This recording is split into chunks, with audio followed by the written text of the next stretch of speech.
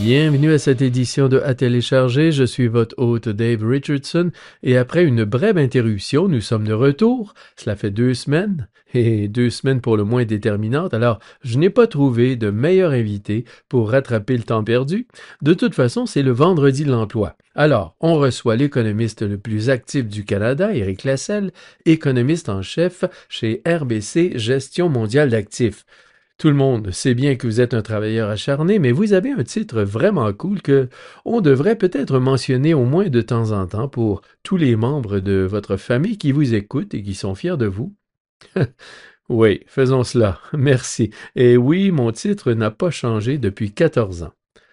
Nous avons beaucoup de nouveaux auditeurs, nous en ajoutons chaque semaine, même pendant ces 2 semaines de congé, le nombre d'auditeurs a augmenté, ce qui en dit long, franchement, sur la qualité de notre émission. Mais pour que tout le monde le sache, Eric est diplômé de Princeton, et si je ne m'abuse, ça fait partie de l'Ivy League, n'est-ce pas? C'est ce qu'on m'a dit en tout cas. Peut-être même la plus prestigieuse des Ivy League. Et depuis combien de temps êtes-vous l'économiste en chef chez RBC GMA? Oui, je viens de le dire à l'instant, ça fait 14 ans et un peu plus. J'étais un enfant quand j'ai commencé, bien sûr. J'ai pris un coup de vieux depuis. Cela fait un moment.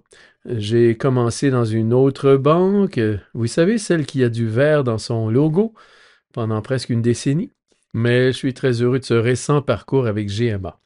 Excellent. Voilà, nous avons mis les choses au clair. N'oubliez pas qu'Éric est à l'antenne environ toutes les 2 semaines. Nous l'avons en tout cas tous les vendredis de l'emploi parce qu'il s'agit de chiffres importants et nous y reviendrons dans une seconde. Mais si vous ne l'avez pas encore fait, n'hésitez pas à vous abonner à n'importe quel endroit où vous écoutez votre balado. Ça, c'est en audio.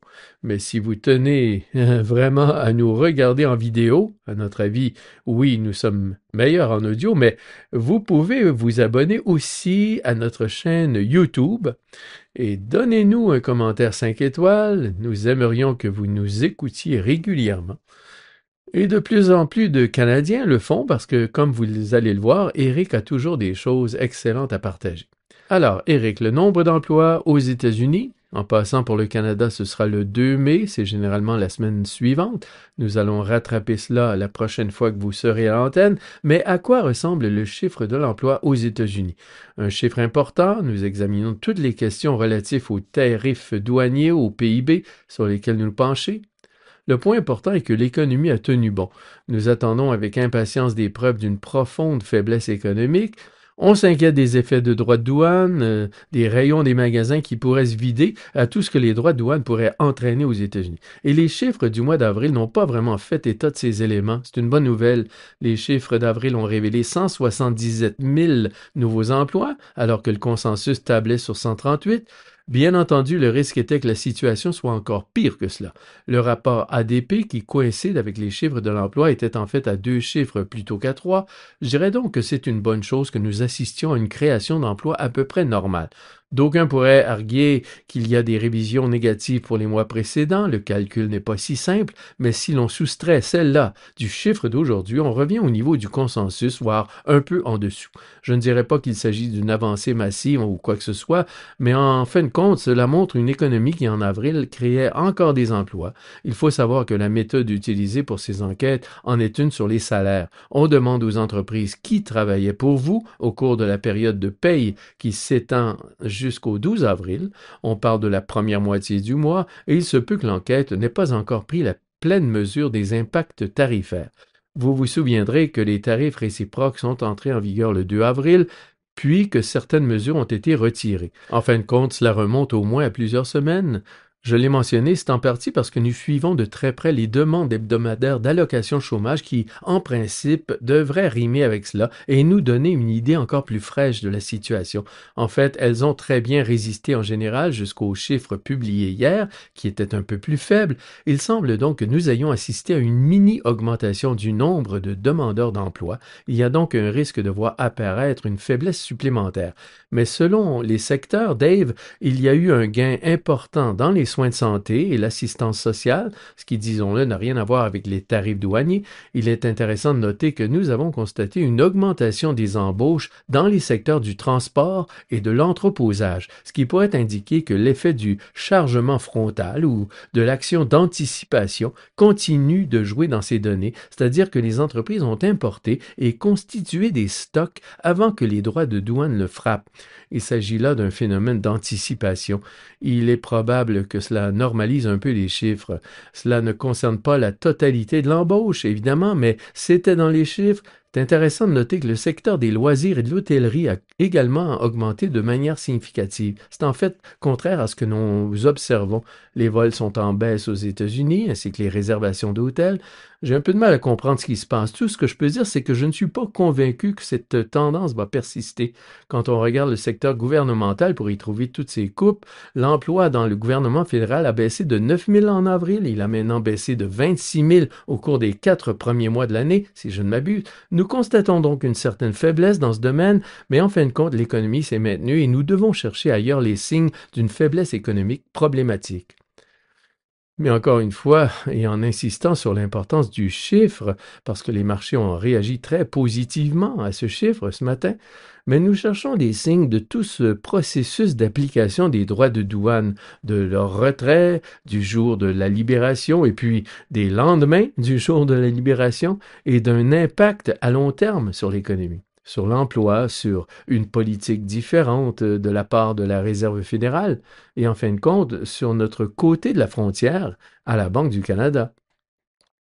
Du point de vue du marché boursier, cela nuirait aux bénéfices et du point de vue des revenus fixes, cela augmenterait l'inflation et nous mettrait dans une position où la croissance serait plus faible et les taux plus élevés, ce qui, en fin de compte, n'est certainement pas ce que l'on souhaite.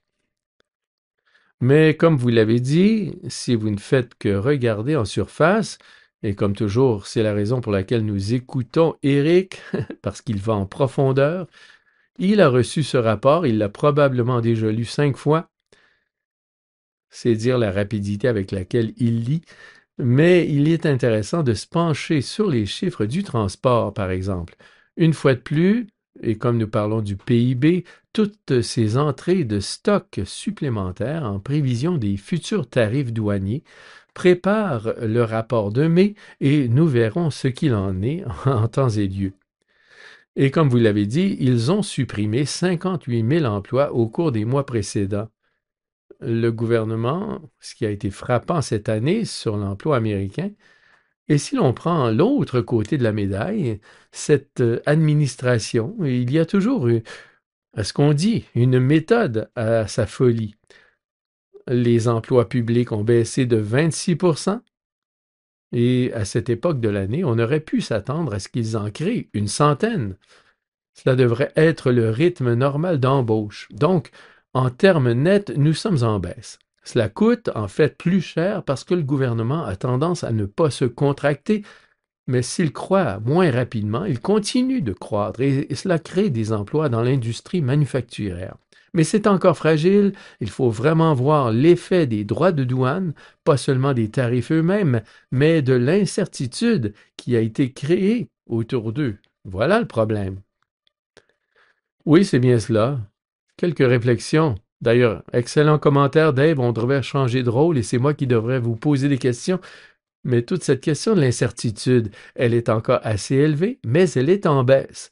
Par exemple, nous suivons une mesure de l'incertitude de la politique commerciale. Elle n'est pas facile à cerner, mais elle est toujours très élevée, plus élevée que n'importe quel autre point que nous avons vu, à l'exception des derniers mois, mais elle a beaucoup baissé au cours du dernier mois. Je pense que ça a du sens, car au minimum, l'incertitude peut être résolue de manière heureuse ou malheureuse. L'incertitude a diminué en partie parce que les tarifs douaniers malheureux ont été mis en place, mais maintenant, au moins, nous savons ce qu'ils sont. Mais je pense que l'incertitude est également en baisse dans la mesure où nous avons vu qu'il y a des limites à la tolérance de la Maison-Blanche à l'égard de la souffrance économique et des marchés. Il y a eu un peu de flottement. Le fait que la Maison-Blanche soit désireuse de négocier avec la Chine suggère qu'elle ne veut pas de droits de douane de 145%. Ils sont en fait de 245%, je pense, sur les produits chinois pour une durée indéterminée. En effet, je pense que si le marché est en hausse aujourd'hui, cela s'explique en partie par le fait que les chiffres de l'emploi semblent bons. La Maison-Blanche vient de réduire les droits de douane sur les pièces automobiles. Et je pense que la Chine a dit, d'accord, peut-être que nous discuterons avec les États-Unis. Les mauvaises nouvelles semblent succéder aux bonnes, qui semblent ensuite succéder aux mauvaises, mais le fait est que de vrais tarifs douaniers existent et qu'il faut donc le prendre au sérieux. Et nous prévoyons, je dois le dire, des chiffres de l'emploi plus faibles dans les mois à venir. Il faut ensuite environ 8 semaines pour qu'un produit passe de l'usine chinoise à l'étagère de détaillants américains. D'après le suivi que nous faisons actuellement des expéditions à travers le Pacifique, celles-ci sont en baisse selon les mesures de 30, 40, voire 50%. On s'attend à ce que les mois de mai et de juin soient assez révélateurs en termes de pénurie et de conséquences. Nous sommes donc préparés à cela. Nous nous attendons à une faiblesse supplémentaire. Les droits de douane préexistants continueront de faire mal dans une certaine mesure et nous devons nous y préparer. Cela constituera une mauvaise nouvelle et suscitera probablement un peu d'inquiétude au fur et à mesure que la situation évolue, mais nous constatons également une certaine diminution des droits de douane. Nous avons vu le rapport des droits de douane réciproques, bien sûr, au début du mois d'avril, depuis sur un certain nombre de fronts, qu'il s'agit des exemptions électroniques, les iPhones qui ne sont pas frappés par les droits de douane aux États-Unis, ou des ajustements concernant les pièces automobiles ou sur d'autres fonds, nous voyons une volonté de négocier un certain pragmatisme. Tel ou tel produit en souffrirait vraiment s'il était frappé d'un droit de douane. Je pense donc qu'il y a une grande marge de manœuvre à cet égard. Nous prévoyons toujours des droits de douane plus modérés, quelque chose comme 10% des droits de douane de base pour de nombreux pays, mais peut-être pas beaucoup plus que cela. Oui, c'est intéressant. J'étais à une conférence à Phoenix en début de semaine. Je sais que lorsque je parle à mes amis, à ma famille, ils ont largement décidé qu'ils n'iraient pas aux États-Unis depuis ces propos sur le 51e État qui ont manifestement irrité et contrarié les Canadiens au cours des derniers mois. Et c'est intéressant d'entendre que les voyages et l'hospitalité sont en hausse en réalité. J'étais aussi avec des amis européens ces 2 derniers jours. Même chose au dîner. Ils n'iront pas aux États-Unis, leurs amis, les gens qu'ils connaissent, etc. Bon, il s'agit d'un très court éventail, ce n'est pas une vaste enquête que je mène, mais c'est intéressant de voir qu'il semble y avoir un engagement à cet égard et on pourrait penser que cela se serait déjà reflété dans les chiffres. Mais il s'agit là des aléas des chiffres de l'emploi auxquels nous avons également consacré beaucoup de temps au fil des années. Et bien sûr, vous pouvez revenir en arrière et consulter les autres vendredis de l'emploi. Si vous vous abonnez, vous pouvez revenir en arrière et consulter les précédentes interventions d'Éric. À différents moments, nous parlons des différences entre les rapports et encore une fois les incohérences d'un mois sur l'autre qui font vraiment regarder cela sur plusieurs mois, dégager une tendance et comprendre ce qui se passe. Mais une fois que la Fed commence à réduire ses taux, comme elle l'a fait en septembre dernier, les chiffres de l'emploi deviennent très importants car on espère que la baisse des taux entraînera une augmentation des embauches, ce qui permettra d'éviter la récession. En revanche, si les chiffres de l'emploi sont faibles, les risques de récession augmentent, ce qui m'amène à parler du PIB, du premier trimestre aux États-Unis. Et ce chiffre était en fait négatif, pas vrai, Monsieur Lasselle? Oui, Monsieur Lasselle, c'était le cas. Je dirais en passant que même si nous ne voyons pas le tourisme dans les chiffres de l'emploi, nous pouvons voir les passages à la frontière. J'oublie le nombre de passages vers les États-Unis en général, mais il est plus faible. Mais je sais que les passages terrestres en province du Canada ont baissé de 25%, donc d'un quart par rapport à l'an dernier. Il y a donc un effet réel, mais même s'il n'apparaît pas dans les chiffres de l'emploi. C'est exact, le PIB américain était plus faible, il a baissé de 0,3% en rythme annuel. Il s'agit bien sûr d'un chiffre négatif qui fait parler de récession. C'est moi le grand expert qui pendant des années a parlé de récession et a vu des chiffres négatifs un peu partout. Mais cette fois, je dis que ceci n'est pas une vraie récession. Il faut savoir ce que sont les vrais chiffres et dans ce cas-ci, le chiffre de moins 0,3, s'il est bien réel, ne veut pas dire une véritable récession. Nous sommes au début de ces nouveaux chiffres et les tarifs douaniers présentent des risques pour l'avenir. Mais ce qui semble s'être passé, c'est que cette charge d'anticipation s'est poursuivie, les importations ont augmenté, et pour tous ceux qui n'ont pas étudié l'économie 101 pour connaître le PIB, on calcule combien de consommation, d'investissement, c'est logique, combien d'exportations, c'est logique aussi, mais on doit soustraire les importations. Les importations sont un élément négatif dans cette équation. Je n'entre pas dans les détails pour expliquer. Cela ne veut pas dire que les importations sont mauvaises ou quoi que ce soit. Gardez simplement à l'esprit que le PIB mesure la quantité de produits que vous fabriquez. Si la façon la plus simple de le calculer est de savoir combien de choses vous achetez, il y a une différence entre ce que vous fabriquez et ce que vous achetez. L'une de ces différences peut être les stocks. Il se peut que vous fabriquiez quelque chose, mais que personne ne l'achète. C'est pour cette raison qu'on procède à des ajustements. Mais l'autre différence est bien sûr que vous pouvez fabriquer quelque chose et que personne ne l'achète dans votre pays. Les exportations augmentent. Inversement, vous pouvez acheter quelque chose que votre pays n'a pas fabriqué. C'est ainsi que l'on obtient des importations négatives. Oui, la bonne vieille équation sur le tableau noir, X moins M à la fin. Oui, il y a eu cette charge frontale, mais aussi une circonstance inhabituelle, l'or. Oui, l'or. Parlons de ces importations. Nous avons tout d'abord pensé que ces importations étaient plus importantes dans les entreprises et les ménages. Pendant un moment, on a cru que les iPhones allaient être taxés à hauteur de 3 000 $ en tant que produit de luxe. Ça ne s'est pas produit, mais il y a eu cette charge frontale, tant au niveau des consommateurs que les entreprises, et cela s'est traduit par davantage d'importations. Rien de bien grave, ces biens seront vendus à une date ultérieure. En théorie, on aurait pu penser que la plus grande partie de ces biens devrait se trouver dans les stocks et neutraliser l'effet négatif. Dans la pratique, je ne pense pas avoir une réponse parfaite, mais le consensus semble être que certaines de ces marchandises n'ont tout simplement pas été livrées assez tôt pour apparaître formellement dans les chiffres. C'est assez clair que c'est ce qui s'est passé. Si l'on regarde l'histoire moderne des récessions, nous n'avons jamais vu une situation où les importations ont été démesurées. En général, lors d'une récession, tout s'effondre, la consommation, les investissements, les exportations sont en baisse. Les importations diminuent généralement beaucoup, en fait, même plus que la plupart des autres secteurs. Et puis, comme vous l'avez dit, Dave, il y a eu cette avancée sur l'or. L'or a beaucoup augmenté. Ça reflète les tarifs douaniers dans la mesure où les tarifs douaniers sont une des raisons pour lesquelles les gens sont nerveux. Et c'est en partie pour cette raison qu'ils craignent peut-être un peu d'inflation et qu'ils s'intéressent à l'or. Il y a donc un lien. Mais nous avons constaté un afflux physique important. Par ailleurs, le dollar américain a peut-être perdu un peu de son éclat, d'où l'importation d'or. Le problème avec l'or, c'est qu'il n'apparaît pas dans les stocks. Si vous importez quelque chose et que vous le mettez dans vos stocks, cela compense. Les détaillants ne stockent pas des briques d'or, sauf Costco peut-être. La plupart du temps, on les place dans des coffres-forts. Il s'agit donc d'un élément purement négatif. Ça prend des ajustements et les chiffres finaux de moins 0,3 n'en tenaient peut-être pas compte. Mais il s'agit là d'un autre facteur de distorsion. Plus important encore, les dépenses de consommation ont augmenté. Pas de manière incroyable, mais de manière quasi normale. Les investissements des entreprises ont beaucoup augmenté, ce qui est probablement dû au fait que les machines chinoises doivent être installées avant que cela ne devienne problématique.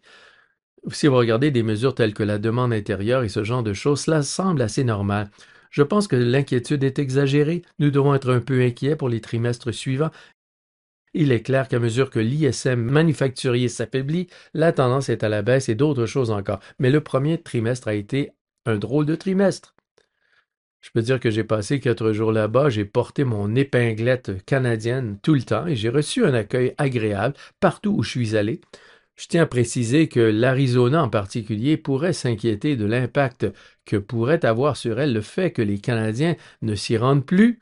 J'ai lu quelques articles sur des Canadiens qui vendaient leur maison là-bas et nous avons vu un peu de cela en Floride, mais apparemment c'est encore plus extrême en Arizona. Mais l'accueil est amical. Mais je pense que tous ceux qui sont allés aux États-Unis dans le sillage de la COVID ont pu se rendre compte à quel point l'économie est active.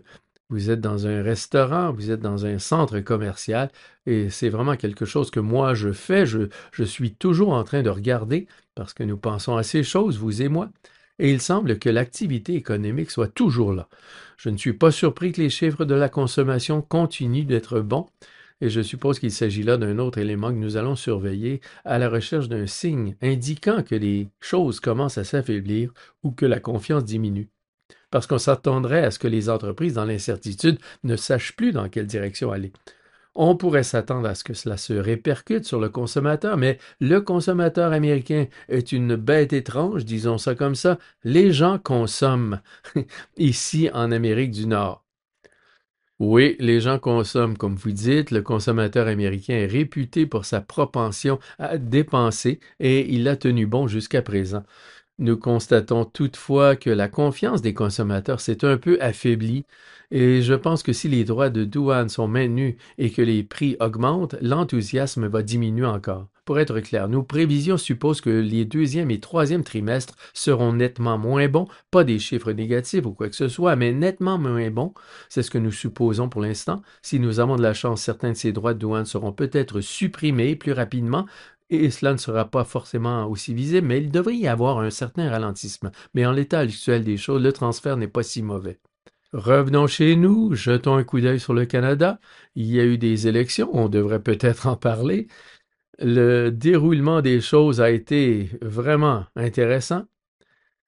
Et nous voulons réfléchir à l'impact que cela pourrait avoir sur l'économie canadienne. L'économie canadienne a également connu un rapport négatif sur le PIB. Cette situation est-elle un peu plus préoccupante?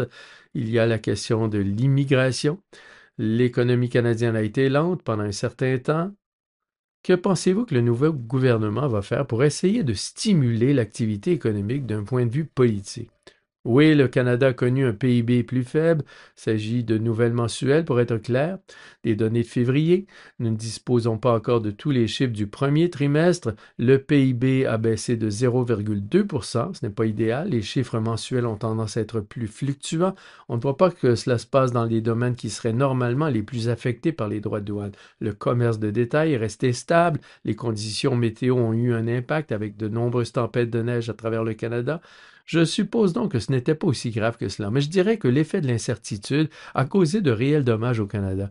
Souvenez-vous de l'emploi en mars, nous attendons le mois d'avril jusqu'à vendredi prochain, mais l'emploi en mars était en baisse, l'emploi en février était à peu près stable, il y a un certain ralentissement. Ce qui est bizarre ou cocasse au Canada, c'est que nous avions tous tellement peur des tarifs douaniers de 25% et qu'ils n'ont pas été appliqués au début du mois d'avril. C'est pourquoi, une fois encore, les données de février étaient en baisse. Nous ne l'avons pas su en février-mars, nous verrons bien sûr où cela va aboutir, mais on se demande s'il est possible de rebondir au Canada. On verra. Je dirais que vous continuez à s'attendre à une certaine prudence dans les chiffres, mais il y a un peu de faiblesse. Curieusement, Dave, sur la base de ces chiffres, il donne également un petit indice sur ce que pourraient être les chiffres de mars, de suivre une tendance légèrement positive. Cela nous permet de reconstituer un chiffre possible pour le premier trimestre au Canada. Rappelons que le chiffre américain était de moins 0,3 en rythme annuel. Le Canada se situe entre 1,5 et 2 Il y a eu un gros mois de janvier. Le premier trimestre n'aura donc pas été un désastre pour le Canada. Je pense qu'il pourrait y avoir quelques baisses vers la fin du trimestre.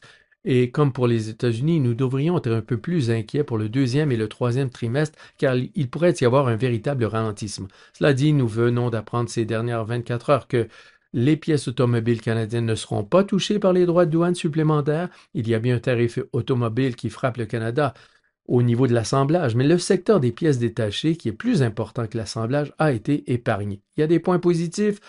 Et puis l'aspect politique, Dave, je ne vais pas revenir sur les résultats des élections, mais bien sûr, c'est une minorité libérale qui l'a emporté à 2 doigts de la majorité en manque de 3 sièges.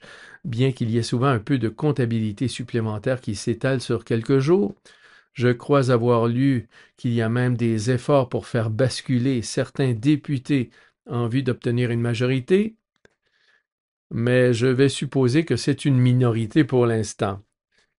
Oui, quelqu'un a essayé de me rejoindre, Eric. Je leur ai dit que je ne pouvais pas les aider. Ils vous appelleront probablement ensuite. C'est vrai, mais il faut déjà détenir un siège, si je ne m'abuse, Dave. Alors, il nous manque ce petit détail, mais je suis sûr que nous sommes tout à fait qualifiés pour tous les autres critères.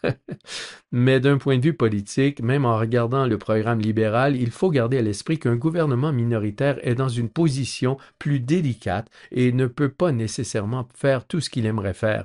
Si le NPD est le partenaire de danse le plus convenu pour les libéraux dans la formation d'un gouvernement fonctionnel, les deux partis mis ensemble ne forment pas vraiment une majorité écrasante. Ce serait une majorité de 4 sièges, si je ne m'abuse. Vous nommez un président de l'Assemblée et tout à coup, vous n'êtes plus que 3. Et ce n'est pas beaucoup. Ce serait difficile d'accomplir quoi que ce soit. S'il y avait un gros problème économique, évidemment, les partis s'uniraient, mais en l'absence d'un tel problème, cela pourrait s'avérer plus difficile. De même, la situation est délicate parce que le Parti libéral est davantage orienté vers le centre. De ce point de vue, il est probablement un peu moins aligné vers le NPD, qui est à gauche, et il est donc un peu plus difficile de trouver un terrain d'entente. Dans le même ordre d'idées, le parti vainqueur, quel qu'il soit, il est clair que la politique économique sera le point central, comme il se doit, compte tenu de la menace des droits de douane ou de la productivité médiocre. Au cours de la dernière décennie, les libéraux et les néo-démocrates se sont bien entendus sur la politique sociale, la politique environnementale, et on verra dans quelle mesure cet alignement continue de marcher. Il pourrait être difficile de faire avancer les choses. On verra également combien de temps cela durera. Je pense que cela va durer un certain temps parce que le NPD a besoin d'un nouveau chef. Les conservateurs sont en train de régler leurs problèmes, leur chef n'ayant pas remporté son siège, sans parler du fait que les partis sont probablement à court d'argent, ce qui ne laisse pas présager des élections dans 3 semaines. Mais on peut penser que ce gouvernement ne sera pas nécessairement totalement stable et qu'il ne va pas durer très longtemps. Nous verrons ce qu'il en est. En ce qui concerne les politiques, si certaines sont mises en œuvre, elles semblent raisonnablement favorables à la croissance. Des réductions d'impôts plus modestes sont proposées. Il y a quelques améliorations potentielles pour faciliter un peu plus le démarrage des projets d'exploitation des ressources.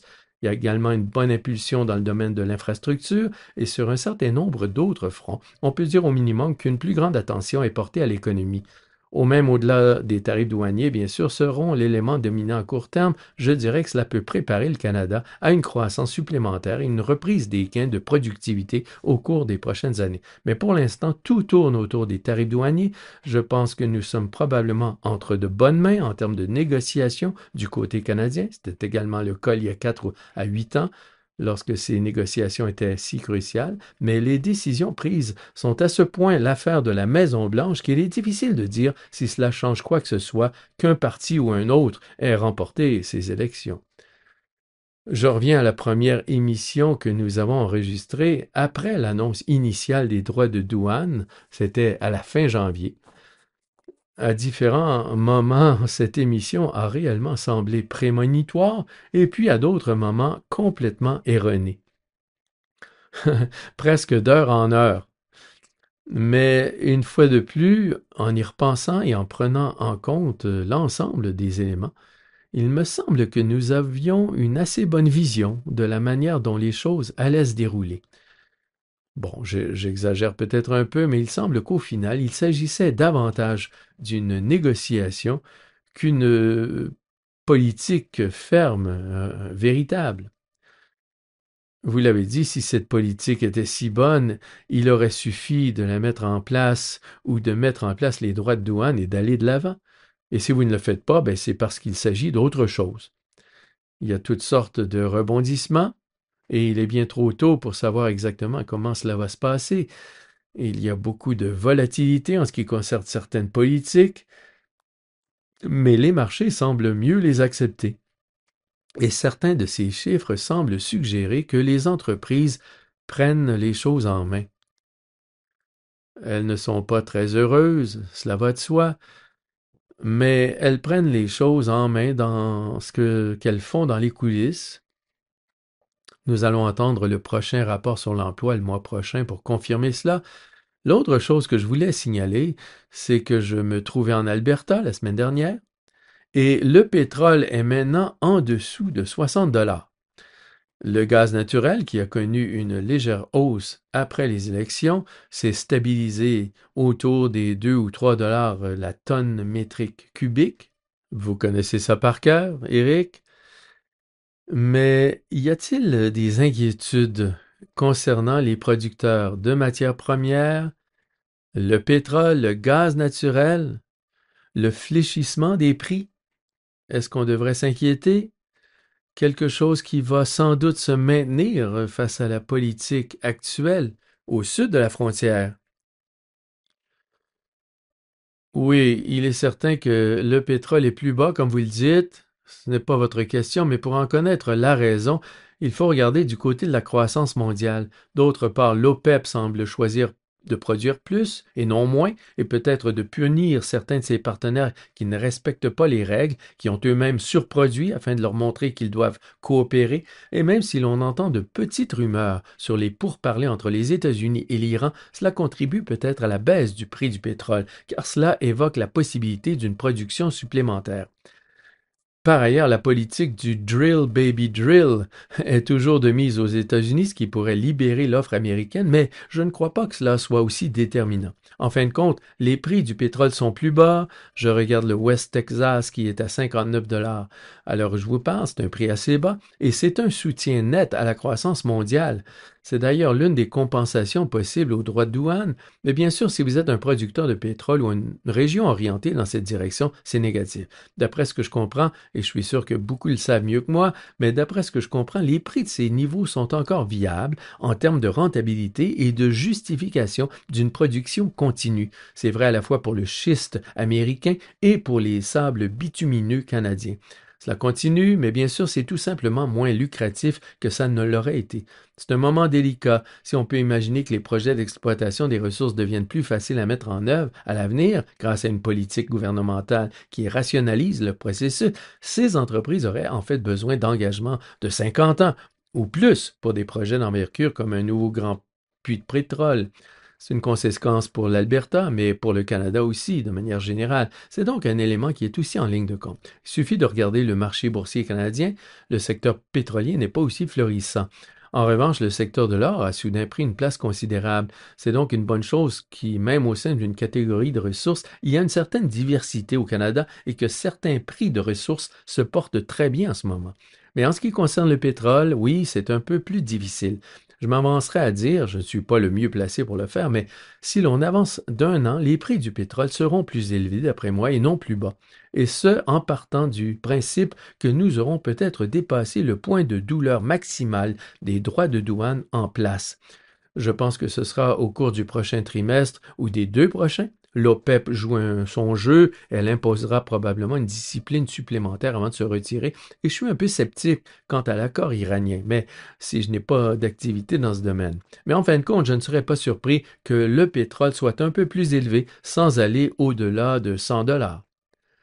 Et vous avez soulevé un point important du point de vue canadien. Nous produisons beaucoup d'or, beaucoup d'argent, beaucoup de cuivre, et ces matières premières ont plutôt bien résisté.